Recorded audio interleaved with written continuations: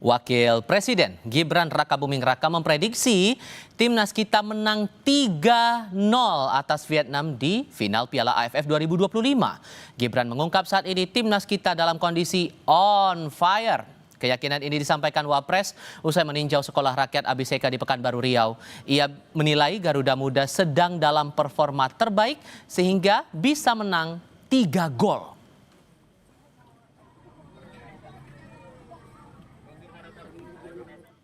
Kalau saya lihat timnas lagi on fire ya, mungkin bisa 3-0 ya. Kita gede gak mas? Enggak. Ya, nonton sendiri lah ya. Lagi on fire, semoga bisa menang lagi ya. Timnas Indonesia U23 sedikitnya sudah bertemu Vietnam 13 kali di berbagai ajang. Vietnam masih unggul kemenangan 7-5, imbang 1 kali. Pertanyaannya, apakah Garuda Muda bisa menipiskan rekor dengan mengalahkan Vietnam pada Selasa besok? Tentu doa terbaik untuk timnas kita. Nah, di Piala AFF U23 pertama kali ini digelar tahun 2025. Indonesia menjadi juara tahun 2005, Saudara.